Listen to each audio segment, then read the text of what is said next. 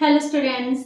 आज हम करने जा रहे हैं इंडियन इकोनॉमी का सबसे important topic industrialisation. Definition of industries. हम इंडस्ट्री की बात करते हैं, हम कहते हैं हमारे देश में जितनी भी प्रॉब्लम्स हैं उनका सल्यूशन क्या है? इंडस्ट्री की ग्रोथ डेवलपमेंट। तो एक इंडस्ट्री क्या है? जब हम इंडस्ट्री की बात करते हैं हम कहते हैं इंडस्ट्री मैन्युफैक्चरिंग सेक्टर है, सर्विस सेक्टर है, जिस वजह से हम डेवलपमेंट करेंगे, जिस वजह से हमारे देश की मैन पावर है हम उसको यूटिलाइज करते हैं। जो भी रॉ मटेरियल है इसको प्रोसेसिंग कर कर फिनिश्ड गुड में कन्वर्ट कर देते हैं और मैन्युफैक्चरिंग गुड से जितनी भी गुड्स प्रोड्यूस होती हैं हम उसको consumer goods and capital goods में डिवाइड करते हैं और इसके साथ साथ हम इन गुड्स को एक्सपोर्ट भी कर सकते हैं, जिस वजह से हमारे पास फॉरेन एक्सचेंज आएगी, हमारे पास फॉरेन इन्वेस्टमेंट आएगी।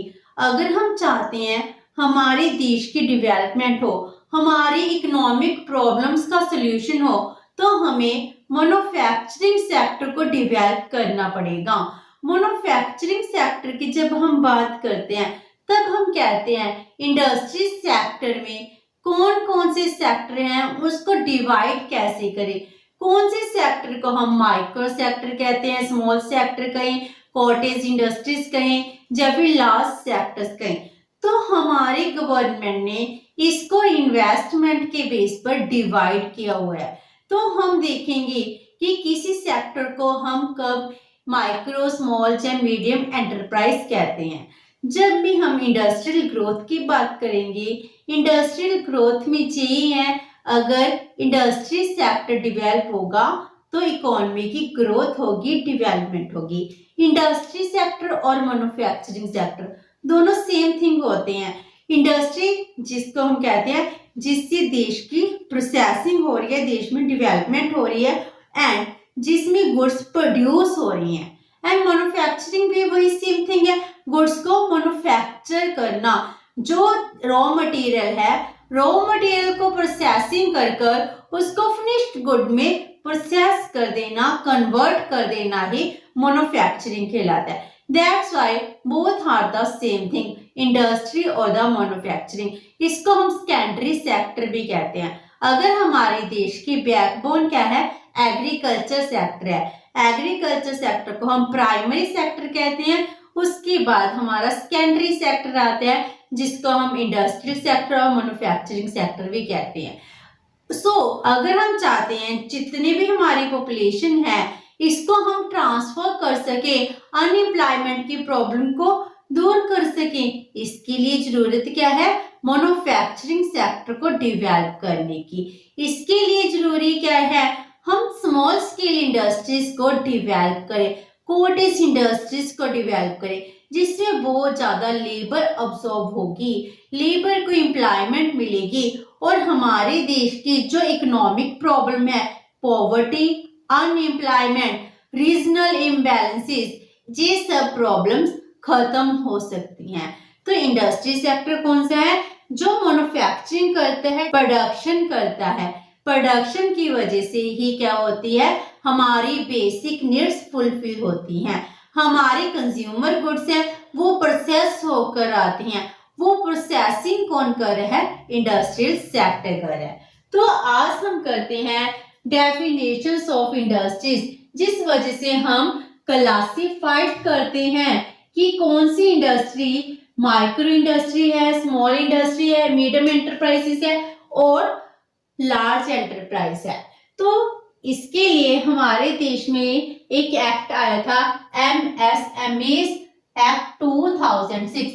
MSMEs इस ये शॉर्ट फॉर्म में भी कई बार क्वेश्चन पूछ लिया जाता है एग्जाम में। MSMEs का मीनिंग क्या है? Micro, small and medium enterprises. तो MSME के लिए सरकार बहुत ज्यादा ग्रोथ कर रही है, डेवलपमेंट कर रही है। जब कोविड-19 आया था उस समय सरकार ने कहा कि हम इकोनॉमी को रिवाइव करने के लिए, इंडियन इकोनॉमी की ग्रोथ के लिए 20 लाख करोड़ करोड़ रुपया इन्वेस्ट करेंगे, हम 20 लाख करोड़ रुपया देंगे। तो 20 लाख करोड़ को कैसे डिवाइड किया था, उसमें से जब सबसे पहले 20 लाख करोड़ की बात हुई थी, किसको कैसे डिस्ट्रीब्यूट करना है, तो सबसे पहले नाम आया था एमएसएमई की ग्रोथ, एमएसएमई की डेवलपमेंट। एमएसएमई क्या हो गए, माइक्रो स्मॉल मीडियम एंटरप्राइजेस के लिए हम सबसे ज्यादा पैसा लेकर आएंगे ताकि देश में डेवलपमेंट हो, ताकि एम्प्लॉयमेंट अपॉर्चुनिटीज इंक्रीज हो सके। तो हम देखते हैं हम माइक्रो स्मॉल मीडियम और लार्ज इंडस्ट्रीज किसको कहते हैं। तो जहां पर हम ले रहे हैं micro small medium and large industries, इसको हम कैसे डिवाइड कर रहे हैं, ये डेफिनेशन है 2006 की, उसके अकॉर्डिंग हम कैसे क्लासिफाइड कर रहे थे। उस टाइम 2 सेक्टर्स बने हुए थे, एक था मैन्युफैक्चरिंग सेक्टर, दूसरा था सर्विस सेक्टर। मैन्युफैक्चरिंग एंटरप्राइजेस जो गुड्स को प्रोड्यूस कर रहे हैं, चाहे बिस्किट है, मार्कर है, जो ये चीजें प्रोड्यूस कर रहे हैं वो है मैन्युफैक्चरिंग सेक्टर। तो इनमें हम डिवाइड करते हैं किस बेस पर, इन्वेस्टमेंट के बेस पर, कि जिन एंटरप्राइजेस में इतने रुपीस की इन्वेस्टमेंट हुई है, कैपिटल एसेट लगी हुई है, उसको हम माइक्रो स्मॉल मीडियम और लार्ज इंडस्ट्रीज कहेंगे। तो अगर कोई बहुत छोटी इंडस्ट्री है, माइक्रो मीन्स बहुत छोटा, स्मॉल है ना, स्मॉल से भी ज्यादा छोटा नैनो, ठीक है, माइक्रो, उसको हम कहते हैं माइक्रो।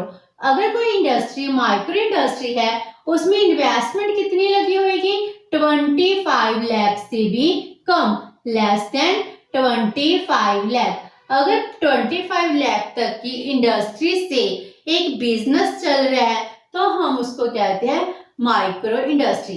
अगर मेरी बिजनेस में मशीनरी ज्यादा हो जाए, उस पर ज्यादा पैसा लगना स्टार्ट हो जाए, तो मेरी लिमिट इंक्रीज हो जाएगी, तो 25 लाख से ऊपर चली गई और मेरी इन्वेस्टमेंट किसके बिटवीन में है, 25 लाख टू 5 करोड़। अगर 25 लाख टू 5 करोड़ के बीच में होगी तो मेरी इंडस्ट्री को क्या कहेंगे, small scale industries. Means investment 25 lakh से ज्यादा है लेकिन 5 करोड़ से कम है। अगर और भी ज्यादा इन्वेस्टमेंट इंक्रीज हो जाए तो वो क्या बन जाएगी, मीडियम इंडस्ट्री। मीडियम इंडस्ट्री में इन्वेस्टमेंट की लिमिट क्या है, ₹5 करोड़ टू ₹10 करोड़। और उसके बाद लार्ज स्केल इंडस्ट्रीज आती है जिसमें इन्वेस्टमेंट की कोई लिमिट ही नहीं है, क्योंकि वो तो लार्ज इंडस्ट्रीज हैं, बड़े बड़े कॉर्पोरेट्स हैं। इसमें इन्वेस्टमेंट क्या होती है, it is more than 10 crore. अगर किसी इंडस्ट्री में 10 करोड़ से भी ज्यादा पैसा लगा हुआ है तो हम उसको कहेंगे लार्ज इंडस्ट्रीज। हमारे देश में, हमारे देश की सरकार micro small and medium sector को डेवलप करने के लिए इनको बहुत ज्यादा कंसेशनल लोन देती है ताकि ये ग्रोथ कर सके, ये प्रोडक्शन में, एम्प्लॉयमेंट में बहुत ज्यादा इंपॉर्टेंट रोल प्ले कर रहे हैं। ये थे मैन्युफैक्चरिंग के लिए। अब आता है सर्विस सेक्टर। सर्विस सेक्टर में भी अगर इन्वेस्टमेंट है, इन्वेस्टमेंट के बेस पर हम उनको डिफाइन करें। सर्विस सेक्टर है, उसमें बेस प्रोवाइड करवाना है, हमें असिस्टेंस प्रोवाइड करनी है, तो इसमें बहुत ज्यादा कैपिटल नहीं लगती, ना ही इतनी ज्यादा मशीनरी होती है, इसीलिए सर्विस सेक्टर में इन्वेस्टमेंट की कम जरूरत है। इस वजह से इसका इन्वेस्टमेंट का क्राइटेरिया डिफरेंट होता है। तो सर्विस सेक्टर में इन्वेस्टमेंट का क्राइटेरिया क्या था, अगर इन्वेस्टमेंट ₹10 लाख से भी कम लगी होगी तो क्या होगा, वो माइक्रो इंडस्ट्री है। अगर इन्वेस्टमेंट ₹10 लाख टू ₹2 करोड़ होगी तो स्मॉल इंडस्ट्री है। अगर इन्वेस्टमेंट ₹2 करोड़ से ₹5 करोड़ होगी तो उसको मीडियम इंडस्ट्री कहेंगे। अगर इन्वेस्टमेंट ₹5 करोड़ से भी ज्यादा हो जाए तो हम उसको कहेंगे लार्ज स्केल इंडस्ट्रीज। ये थी हमारी पहली डेफिनेशन, जिस वजह से हम micro small medium and large sector में क्लासिफिकेशन करते थे। लेकिन अब मई 2020 में सीतारमण जी ने हमारी डेफिनेशन को चेंज कर दिया, जो हमारे एप्लीकेबल होती है फ्रॉम 1 जुलाई 2020 से। उन्होंने पहले क्या किया, मैन्युफैक्चर एंड सर्विस, इन दोनों को सेम कैटेगरी में लिया है। पहले क्या था, मैन्युफैक्चर एंटरप्राइज के लिए इन्वेस्टमेंट क्राइटेरिया डिफरेंट था, एंड सर्विस सेक्टर के लिए इन्वेस्टमेंट क्राइटेरिया डिफरेंट था, लेकिन इन्होंने अब क्या कर दिया, लिमिट सेम कर दी है। लेकिन डिफरेंस कहाँ क्रिएट कर दिया, इन्होंने 2 क्राइटेरिया ले लिए, एक है इन्वेस्टमेंट का, दूसरा है टर्नओवर का। अगर कोई भी एंटरप्राइज इन दोनों में से कोई एक कंडीशन फुलफिल करता है तो हम उसको उसी कैटेगरी में रखेंगे। मान लो पहले करें हम माइक्रो, अगर उस इंडस्ट्री में इन्वेस्टमेंट कितनी लगी हुई है, ₹1 करोड़ तक की इन्वेस्टमेंट, पहले कितनी की, 25 लाख की, अब कितनी की होगी, 1 करोड़ की। अगर किसी बिजनेस में या सर्विस सेक्टर में 1 करोड़ रुपए की इन्वेस्टमेंट है तो हम उसको कहेंगे micro industries. And second criteria क्या कहा गया है कि उसके एनुअल टर्नओवर का मीनिंग क्या है। टर्नओवर का मीनिंग है अगर एक फर्म कोई गुड सेल कर रही है, सेल करने के बाद उसको कितनी इनकम रिसीव हुई, उसको हम टर्नओवर कह रहे हैं। मान लो एक इंडस्ट्री है, इंडस्ट्री ने कोई नोटबुक प्रोड्यूस की, नोटबुक की प्राइस मान लो ₹20 है। अगर वो ₹20 पे एक नोटबुक सेल कर रही है तो उसके टर्नओवर कितनी है, 20। अगर उसने 100 नोटबुक सेल कर दी तो कितनी होगी, 2000 टर्नओवर होगी।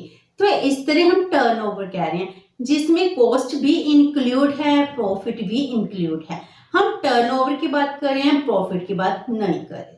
तो आज के टाइम में जब हम किसी इंडस्ट्री को डिफाइन करते हैं, क्लासिफाइड करते हैं, तो हम क्या लेते हैं, टर्नओवर क्राइटेरिया। तो अगर किसी इंडस्ट्री की टर्नओवर कितनी है, 5 करोड़ से कम है, तब हम उसको कहेंगे माइक्रो इंडस्ट्रीज। अगर इन्वेस्टमेंट चेंज हो जाए तो उसका एंटरप्राइज का स्टेटस भी चेंज हो जाएगा, वो माइक्रो से स्मॉल में कन्वर्ट हो जाएगी। अगर उसकी इन्वेस्टमेंट 1 करोड़ से लेकर 10 करोड़ तक की है, मीन्स जाते 25 लाख से 5 करोड़ तक, अब जहां पर कितनी होगी, 1 करोड़ टू 10 करोड़। अगर इसकी बिटवीन में है तो वो कहलाएगी small scale industries. And turnover criteria क्या है, ₹5 करोड़ टू ₹50 करोड़। अगर इतना तक वो टर्नओवर कर रही है तो उसको हम कहेंगे small scale industry. And medium enterprises जिसमें इन्वेस्टमेंट कितनी है, ₹10 crore to ₹40 crore and turnover ₹50 crore to ₹250 crore, तो हम उसको कहेंगे medium scale industries. And large industries, big corporates जिसमें इन्वेस्टमेंट क्या है, ₹40 करोड़ से भी ज्यादा है एंड टर्नओवर कितनी है, 250 करोड़ से ज्यादा, तो हम उसको कहेंगे लार्ज इंडस्ट्री, बिग कॉर्पोरेट्स। तो इससे क्या होता है कि जो पहली वाली डेफिनेशन थी उसमें बहुत सारे चेंजेस ले आए। पहले डेफिनेशन 25 लाख थी, अब 1 करोड़ होगी। ऑलमोस्ट इन्वेस्टमेंट का क्राइटेरिया 4 टाइम्स इंक्रीज कर दिया गया। और इसमें नया क्या ले आए, टर्नओवर ले आए, जिस वजह से कहा गया कि किसी भी इंडस्ट्री की दोनों में से एक कंडीशन भी फुलफिल होगी तब हम उसको उसी कैटेगरी में ले आएंगे। तो ये थी हमारी classification of micro, small, medium and large enterprises. अब हम नेक्स्ट सेशंस में करेंगे डिफरेंट इंडस्ट्रीज की रोल क्या है इकोनॉमी में, इसकी इंपॉर्टेंस क्या है और इसकी प्रॉब्लम्स क्या है। होप सो कि आपको क्लासिफिकेशन और डेफिनेशन ऑफ इंडस्ट्रीज की समझ आ गई होगी। अगर आपकी कोई क्वेरी है तो please post in the comment box and video अच्छी लगी तो please like and share with your friends. Thank you so much and have a nice day.